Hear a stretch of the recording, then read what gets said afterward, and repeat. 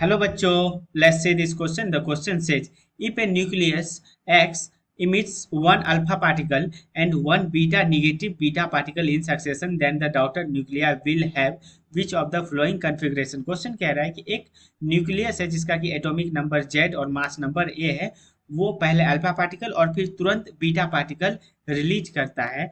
ठीक है, तो जो डॉटर न्यूक्लियाई होगा उसको इस चारों ऑप्शन में से कौन सा ऑप्शन होगा। मींस बेसिकली डॉटर न्यूक्लियाई को कितना न्यूट्रॉन और कितना प्रोटॉन और कितना न्यूक्लियस होगा क्वेश्चन में वो पूछ रहा है। तो इस क्वेश्चन में क्या होगा ना कि पहले हम लोग न्यूक्लियस का इक्वेशन लिखेंगे। इसका इक्वेशन लिखेंगे कि मान लो कि ये न्यूक्लियस दिया हुआ है क्वेश्चन में, जिसका कि नाम एक्स है, एटॉमिक नंबर जेड और मास नंबर ए है। ये एक अल्फा पार्टिकल निकाल रहा है। अल्फा पार्टिकल को हम लोग 2 और 4 से डिनोट करते हैं।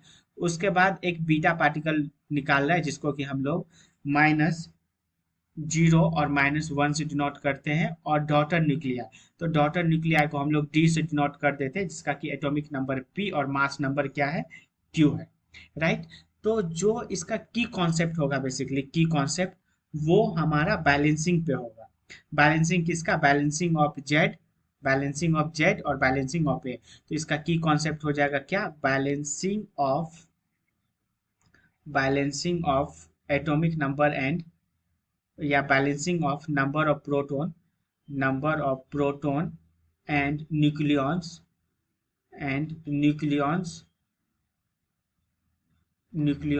From above equation. ये इसका की कॉन्सेप्ट हो जाएगा। अब देखो की कॉन्सेप्ट में हम लोग क्या देखेंगे कि देखो अपने पास दिया हुआ है वो कि इसका एटॉमिक नंबर जेड है, इसका एटॉमिक नंबर 2 है, इसका एटॉमिक नंबर -1 है, इसका एटॉमिक नंबर -1 है और इसका एटॉमिक नंबर पी है। तो atomic number means number of proton same है। तो कोई भी अगर रेडियो एक्टिविटी में जाता है या फिर कोई भी डिकम्पोज करता है तो नंबर ऑफ प्रोटॉन सेम रहता है।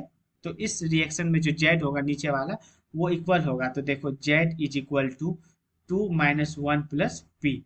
तो यहाँ से जो पी आ गया वो कितना आ गया, जेड -1 के बराबर। तो ये नंबर ऑफ प्रोटॉन हो गया। नंबर ऑफ प्रोटॉन कितना आ जाएगा, जेड -1 के बराबर। तो नंबर ऑफ प्रोटॉन वाला ये ऑप्शन, तो ये ऑप्शन गलत आ गया। तो अब देखते हैं नंबर ऑफ न्यूक्लियॉन्स का। नंबर ऑफ न्यूक्लियॉन्स क्या है, यहाँ पे ए है। तो 4 नंबर ऑफ न्यूक्लियॉन्स अब हम लोग निकालते हैं। 4 नंबर ऑफ न्यूक्लियॉन्स अब हम लोग क्या करेंगे, बैलेंस करेंगे। तो देखो नंबर ऑफ न्यूक्लियॉन्स के लिए इसके पास एक्स के पास नंबर ऑफ न्यूक्लियॉन्स ए है, अल्फा के पास 4 है, इसके पास 0 है और इसके पास क्यू है। तो यहाँ से क्यू का वैल्यू क्या आ गया, a-4। तो जो डॉटर न्यूक्लिया के पास नंबर ऑफ न्यूक्लियॉन्स होगा वो होगा a-4। तो ऑप्शन नंबर ए सही है, बी गलत हो गया। अब सी देख लेते हैं, नंबर ऑफ न्यूट्रॉन। तो एक्स के पास जो नंबर ऑफ न्यूट्रॉन्स है वो हो जाएगा number of nucleons minus number of proton. इसके पास न्यूक्लियन कितना आ जाएगा, 2।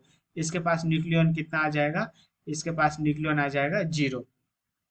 हाँ, इसके पास न्यूक्लियन आ जाएगा 0 और इसके पास न्यूक्लियन कितना आ जाएगा, Q माइनस पी के बराबर। तो अब न्यूट्रॉन्स, तो चारों को हम लोग क्या इक्वेट कर देंगे। तो इक्वेट करने पे आया a-z is equal to 2 + 0 + Q - p, 2 + 0 + Q - p। तो ये नंबर ऑफ न्यूट्रॉन्स है, इसी का वैल्यू निकालना है।